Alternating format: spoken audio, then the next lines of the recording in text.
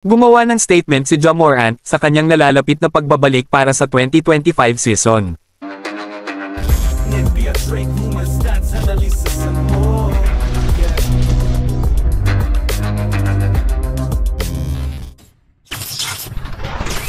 Sa isang rare chat sa media, ang Grizzlies star na si Ja Morant nag-opened up sa status ng kanyang injury. Iyon ay isang shoulder injury na nagpaikli sa kanyang season, at ngayon ay sinabi niyang halos handa na siya para sa full return para sa susunod na season. Na-draft sa second overall ng Grizzlies noong 2019.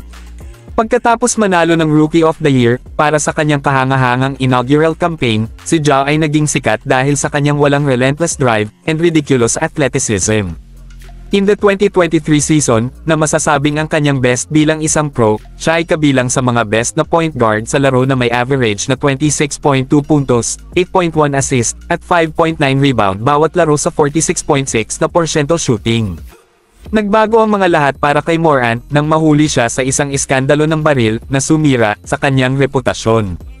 Para sa kanyang firearm sa Instagram, si Morant ay dinurog at flamed ng mga kritiko sa online.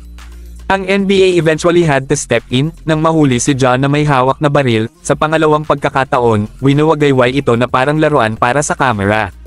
Sa pagitan ng mga incidents at wild accusations ng karahasan, inalis si Ja sa komunidad ng NBA, at kinailangan niyang magsilbi ng 25-game suspension bago siya pinayagang bumalik. Habang si Morant ay bumalik noong nakaraang season, ito ay isang panandaliang pagbabalik pagkatapos niyang ma-injured ang kanyang balikat at ma-shutdown para sa season. Nanghina ang Grizzlies sa kanyang absence, at nabigong ma-establish an identity on either end of the floor. Sa bandang huli, sila ay tuluyang nakalimutan, at iniwan upang matapos malapit sa ibaba ng standing. Ngunit, with Ja laying low at inihahanda ang kanyang katawan, itinatakda niya ang stage for a major comeback, at maaari nitong ibalik ang Grizzlies sa estado ng contention sa West. Bilang isa sa mga nangungunang point guard at finisher ng liga sa around the rim, ang pagbabalik ni Ja ay mag-electrify sa liga, at ibabalik nito ang Grizzlies sa mapa. Si Morant kasama ang defensive star na si Jaren Jackson Jr. at Desmond Bane, at the very least, gagawing muli ang Grizzlies na competitive at kapantay ng iba pang mga elite tulad ng Nuggets, Mavericks, Timberwolves, at Oklahoma City Thunder. Ang pagkuha kay Marcus Smart ay dapat magbigay ng tulong mula sa bench, at magbibigay sa kanila ng sagot sa depensa laban sa ilan sa mga nangungunang point guard ng West.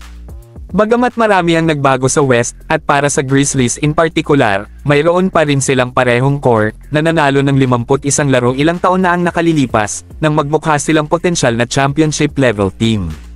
Pagkatapos ng lahat ng pinagdaanan ni Morant, marami siyang dapat patunayan bago ang sinuman ay magbibigay sa kanya o sa kanyang Grizzlies ng benefit of the doubt, ngunit mukhang handa siya para sa hamon at lumalakas sa araw-araw.